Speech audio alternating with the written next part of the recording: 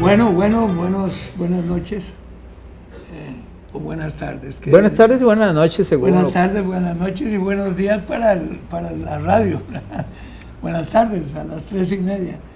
Bueno, estamos de regreso ahora de unas cortísimas vacaciones. ¿Cortísimas? Sí.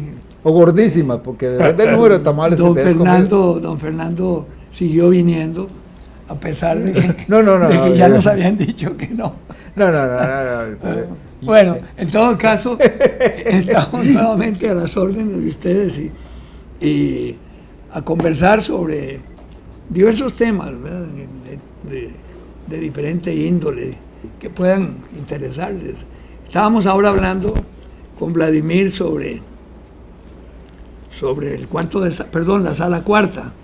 El cuarto de la sala cuarta. Que a mí me había llamado la atención el magistrado que le contestó a él, porque de veras Armijo es un magistrado que yo lo considero muy inteligente y muy capaz, y por eso me llamó más la atención de que le planteara un capítulo diminucio, aunque fuera ciudadano simple y no lo afectara de forma directa lo que se había resuelto. Uno no puede perder el derecho de alegar una falla en la Constitución, una violación, un pifionazo de esa naturaleza. Una supuesta violación de la Constitución, porque mientras no la declaren. Sí. Así es. No, tal vez para recordarle a los radioyentes y a los televidentes sí, que habíamos presentado una acción de inconstitucionalidad contra la suspensión de las sesiones extraordinarias convocadas por el presidente Solís, aduciendo que eso era romper el orden constitucional, primero porque los diputados toman el acuerdo el 27 de noviembre, cuando no han sido convocadas las sesiones extraordinarias, y segundo, le están diciendo al presidente que el acto de convocarlas va a estar ya sujeto a que tales días no lo van a trabajar, lo cual era para mí también una especie de huelga política que le hicieron diputados. Entonces yo puse la acción esa. Eso lo justifican ellos como parte de sus vacaciones. En realidad yo no discutía las vacaciones, sino la ruptura que se hacía del funcionamiento parlamentario. Al final la sala cuarta, en una sentencia que redacta el magistrado Armijo, resuelve que yo no estoy legitimado, como dicen ellos, para actuar contra una violación de la Constitución. ¿No guatemalteco?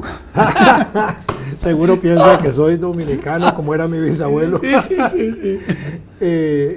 Y que en ese sentido tampoco represento un grupo que esté afectado directamente, me dicen. Y tercero, que se han pronunciado 56 veces sobre las vacaciones de los diputados, cosa que yo no estaba discutiendo, de paso, ¿verdad? Entonces, sobre eso ya desestimaron yo creo que el asunto. Tal vez ellos agarraron el filón más sencillo, porque sí tocaste lo de las vacaciones, pero tangencialmente, y ellos aprovecharon para referirse a las vacaciones, inclusive para congraciarse con los... Digo yo, por supuesto, verdad, eso es.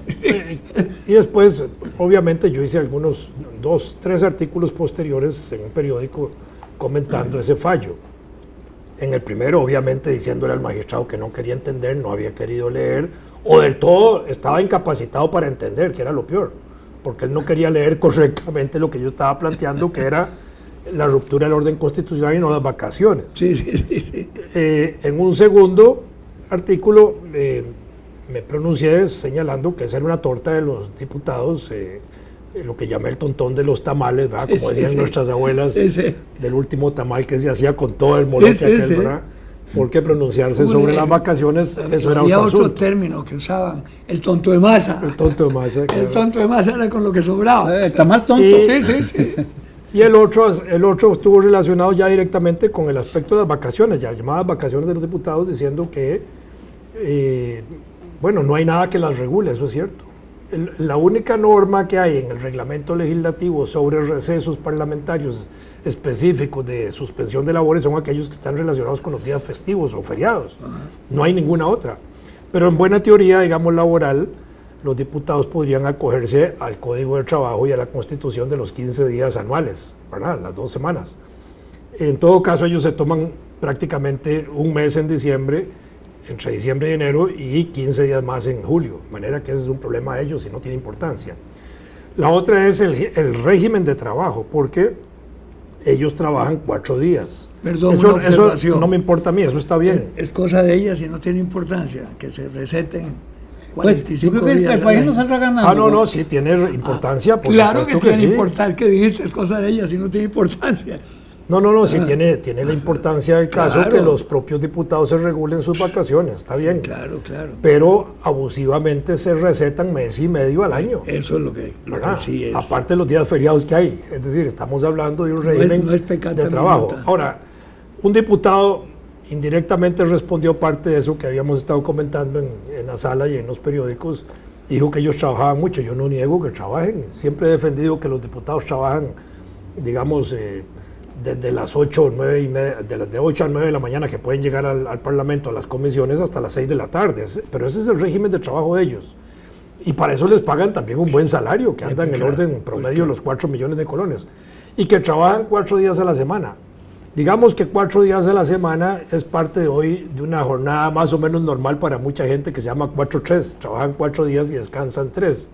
Porque ellos efectivamente trabajan de lunes a jueves, viernes, sábado y domingo no trabajan. 4-3 lo puso de moda Daniel Uber. También. Pero un ciudadano ahí me escribió diciéndome que si era cierto eso, que trabajaban 4 días. Entonces yo le contesto que sí. Y le recojo de una vez del acuerdo que ellos hacen legislativo sobre la suspensión de las sesiones extraordinarias, donde ponen día por día los días que sesionan. Y entonces suspenden todos los días de lunes a jueves. Nunca mencionan el viernes, porque el viernes no lo trabajan. Claro. Más claro no podía ser, ¿verdad? Sí, claro. Pero además el reglamento legislativo establece que es de lunes a jueves. Pero, una jornada de 4-3, que puede ser de 12 horas, son 48 horas a la semana, iguales. Parte de una jornada normal, no es nada extraordinario. Sí.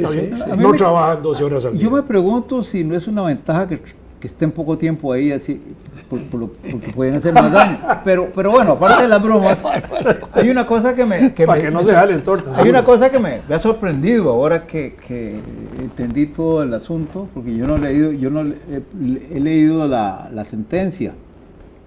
Pero entonces, ¿cómo es posible que un ciudadano costarricense no esté legitimado para oponerse a lo que supuestamente es una violación de la Constitución? Entonces, Vladimir de la Cruz, cuando presentó ese recurso, representaba a un grupo de casi 4 millones de costarricenses. Sí. Y aunque fuera una sola persona que considera que está rota la Constitución, así tenía que haberse pronunciado la pleno sala. Derecho. Si la sala dice en la sentencia que no se rompió el orden, ahí está todo. Está bien, no se rompió, pero no se pronunciaron sobre eso. Para mí sigue roto hasta el 19 de enero. Sí, claro. Al revés, en el caso de aquel caso que tal vez vos te acordás, Fernando, de Abel Pacheco cuando declaró la guerra. Cuando se metió en una guerra sin permiso. Y después alguien reclamó. Fue una persona concreta la que presentó ese recurso, hasta donde yo recuerdo. Sí, claro. No recuerdo el nombre, pero... Sí, yo me acuerdo. Y lo acogieron y lo declararon con lugar y la sala ordenó que nosotros no saliéramos de esa coalición internacional. De la coalición. Sí. Que después Bush no nos dejó porque ya estábamos adentro. Cierto, Bush dijo que no retiraba la bandera. Porque claro, no es que entramos con Tonga al mismo tiempo que Tonga, y era muy ridículo. Es que Bush ya había cambiado. Pero casi entramos en tanga. Sí. En tanga sí. En tanga, ¿verdad? En tanga sí entramos a ese conflicto. Chingos y desnudos. Bush ya había cambiado el timbre de la casa presidencial. Cuando estaba Clinton, hacía Clinton. Y cuando él llegó, hacía Bush. Y fue puro Bush toda su administración, un desastre. Bueno, hay toda una cultura de bushismos. Sí. No dicen que fue puro Bush it. Sí, claro. Te faltó una L, pero no, yo oí sonar eso. Bueno. Sí, claro. Bueno. Los buchismos. Un día podemos hablar de los buchismos. Yo tenía una colección de 5 libritos que se llamaba Bushisms. Pero vos no te con todas las burradas de Bush. Sí, claro, yo leí eso, pero se lo publicaron desde el tiempo del colegio, las animaladas que decía. Puchica, es una... ¡Qué horror! Y ahora el hermanito quiere ser... Bueno, Yo no sé, yo no conozco a Jeff. Bueno, no conozco al papá, de todos ellos sí lo conocí de casualidad. Bueno, que voten por él para que se lo lleve el diablo. Busca. Por lo menos está de candidato ya interno. Sí, peleándola. sí. No sé si va a tener el apoyo importante de la comunidad de la Florida ahora que están cambiando las cosas para esa misma comunidad cubanoamericana, Sí, donde encuestas del propio presidente actual Obama ha señalado que cerca del 70% de la comunidad cubanoamericana está de acuerdo en lo que él ha hecho. Pues claro. Y que por eso tomó la Es decisión. que hay un sector radical que Fidel calificó de gusanos en su tiempo. Pero fueron los primeros Sí, que se pero fueron. los más viejos, Sí, es lógico. sí. Y bueno, eso de llamarlos gusanos me parecía de mal gusto, pero Claro. finalmente tienen esa actitud y uno se le explica. Lo que pasa es que los jovencillos, es como todo ha cambiado. Cuando vinieron aquí los cubanos a integrarse a la naviera multinacional del Caribe, que tenían expertos indudablemente en el campo naviero. Sobre todo para cruzar el estrecho de la Florida en barco. Para muchas cosas. Para Y en muchas balsa. cosas. Y manejaban, de veras, tenían su oficina en Londres y tenían varias cosas muy interesantes. Bueno, es que Cuba es una isla. Sí, claro. Y yo en una comida, estábamos ahí, más bien una comida, conversando, estaban indignados con los de Cuba, de Miami, que esto y que lo otro, y entonces yo les decía, vean, la verdad, prescindiendo de las características políticas, ustedes se deberían sentir orgullosos. ¿Por qué? Mi hermano, ¿cómo que por qué? Por una razón muy simple. Porque 4 gatos se han apoderado de la Florida. Ellos mandan en la Florida. Se han integrado de una manera tremenda en los negocios, en todo, y todo lo han dominado. Eso denota una gran inteligencia de ustedes, los cubanos. Al punto de que en algunos... Entonces el mayor de ellos se queda muy serio así. Carles, Domínguez Carles, que era radical, y se queda así y dice, bueno, mi hermano, la verdad que sí hay talento cubano por medio. Bueno, en Miami habían letreros hace pocos años y ahora debe ser más que decía spoken English. Sí. Es decir, se habla inglés. Se habla inglés. No se habla español, se habla inglés. Sí, yo recuerdo eso. Claro. No, se apoderaron en cuestión de... Dice que por ahí un buen chiste de la Jolense decía que Obama tomó la medida que tomó por miedo a que los Castro aprendan de Putin y quieran anexar Florida. Hay una foto que ha circulado muy vacilona, digo, a modo de guasa y de buen humor que ha habido alrededor de las relaciones de Estados Unidos con Cuba, donde se ve Fidel con el Che en el año 61. Sí, claro.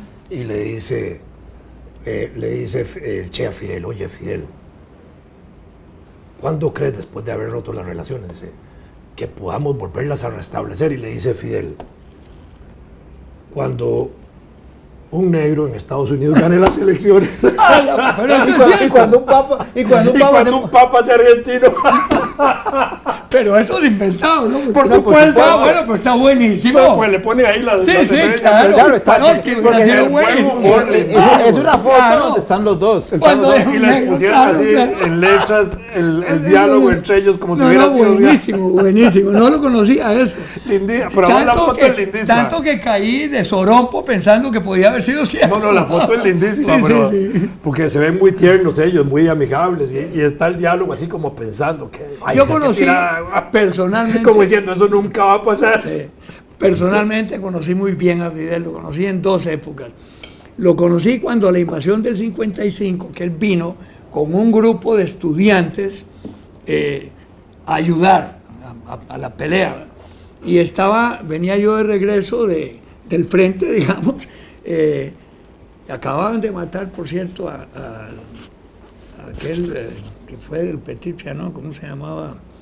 Bueno, ay Dios mío, bueno, dejo el azuelo ahí, ahorita me aparece el nombre. Y estaban sentados en el grupo 8, y estaba él ahí. Entonces yo lo saludé y le dije que muchas gracias y que fue un ratito. Después me tocó verlo en varias oportunidades en la Soda Palas, que él me lo acordó, que era un centro de reunión, claro, de agitación política, sí, continental, claro, y del Caribe. Sí, él lo reconoció después en La Habana con las reuniones de Voltaren. Estoy malísimo yo. ¿De qué? Voltaren es una medicina. Con las reuniones de la naviera, de Namucar. Transformé Namucar en Voltaren. Qué interesante. ¿Qué te duele? ¿Qué sería lo que...? Bueno, claro, siempre él inauguraba las sesiones y además hacía una recepción en la Casa de Protocolo, que es muy bonito allá. Y entonces tuve mucha oportunidad de conversar con él. Yo siempre sostuve, con todo respeto y disculpándome, que Fidel simplemente era fidelista. Es decir, sus ideas. Recuerdo que estaba Carlos Rafael Rodríguez en una de las recepciones en una esquina, como con 4 conversando, que era el ideólogo, ese era. Y estaba Fidel conversando con nosotros, para que vean, muchachos, allá está, con 4 gatos el hombre, ¿verdad? Pero nosotros, él hasta se reía fíjate que a Roca nunca lo invitaron a nada. No, pero es interesante porque, digamos, Blas Roca era el secretario general del Partido Comunista de Cuba. Sí, así es. Un partido que se había fundado en 1926, que lo había fundado Carlos Baliño, que había sido uno de los lugartenientes de Martí, que es interesante esa relación entre el grupo martiano y ese origen comunista que hay ahí. Blas Roca, en el año 41, en una situación muy parecida a la histórica de Costa Rica, el Partido Comunista de Cuba se une a Batista, que era gobierno en esa época, claro. Y llega a ser ministro de Trabajo. Ajá. Y es cuando se hace el Código de Trabajo de Cuba, que influye en el de aquí, y se hace la Constitución Política de Cuba del año 41, que es muy moderna, muy revolucionaria en el buen sentido de la palabra, tanto así que cuando triunfa Fidel, en el 59, la Constitución del 41 la restablece Fidel, y dura hasta el 76, hasta 1976, cuando ellos crean una nueva Constitución, que es la del Estado Socialista de Cuba. Eso da una idea de eso, pero en esa lucha insurgente de los años 50 contra la dictadura, el Partido Comunista estaba dividido en dos. Una fracción que apoyaba la insurgencia y otra que no. ¿Verdad? Entonces, y el movimiento 26 de julio, que es el que funda Fidel, lo funda con el nombre 26 de julio porque es el día que ellos se sublevan contra el cuartel Moncada en el año 53, Moncada, que era el centenario del nacimiento del prócer Martí. ¿Verdad? Por eso es que se llama también la generación del centenario. Y fundan el 26 de julio, después de que sacan a Fidel de la cárcel y se va para México y regresa a la guerrilla.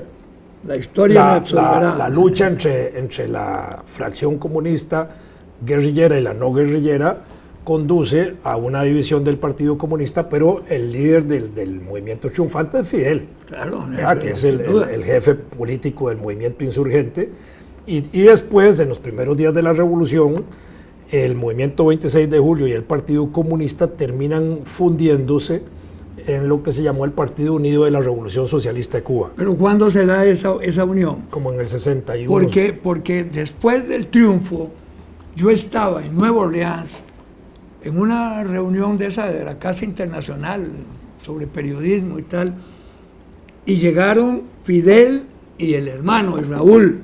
Iban para Washington, y venían con toda la intención de restablecer relaciones y tal, y no los quiso recibir ¿cómo se llamaba? Eisenhower, y les mandó a Nixon. Y tanto que se quedaron unos pocos días y se vinieron y se empezaron a radicalizar. Definitivamente hubo un fenómeno ahí de rechazo absurdo. Pero el hecho de que quisieran restablecer relaciones no signica que no quisieran. Y ahora lo restablecieron también. Me refiero a que habría sido normal que, estando en alianza con los comunistas, o un grupo, un sector comunista, en las cuestiones internas, pero es que la radicalización surge cuando se integran al bloque soviético. Ahí sí se radicalizan. Digamos como posterior, unos meses posteriores. En ese momento aún aliado a los comunistas, era normal, digamos, que eso se aceptara en circunstancias del triunfo. Claro. El problema fue cuando empezaron a tomar las medidas de las leyes, digamos, revolucionarias del primer periodo, la reforma agraria, la reforma urbana, las nacionalizaciones que empezaron a hacer, y ahí fue donde empezaron a ver los problemas. Sí, claro. Y entonces ya porque empezaron a afectar a las empresas fuertes norteamericanas que las expropiaron y ahora están viendo a ver si les pagan. ¿Oíste? Bueno, a estas horas. Llevan no sé cuánto, es una cantidad, una cifra como de 800 mil millones de dólares el efecto negativo que ha causado el embargo, que los cubanos todos los años lo aumentan en el daño claro, así tienen que ser. Entonces, yo tengo la impresión de que no les ocasionó ningún problema. El embargo, por supuesto que el embargo era puro paquete. No, el embargo? Sí había un embargo, sí ocasionó un problema porque toda la industria cubana estaba hecha por la tecnología norteamericana. Entonces, cambiar todo eso, los tractores, toda esa cosa. Los vehículos también. Todos los vehículos, eso fue un verdadero dolor de cabeza. Tenés razón, no había pensado en eso. Tanto así que uno de los primeros préstamos que hizo Fidel al principio en la Unión Soviética fue para mantener algo de la Coca-Cola. Y entonces algo le dijeron en la Unión Soviética, ¿para qué eso? Y entonces digo, que sin Coca-Cola la revolución se cae.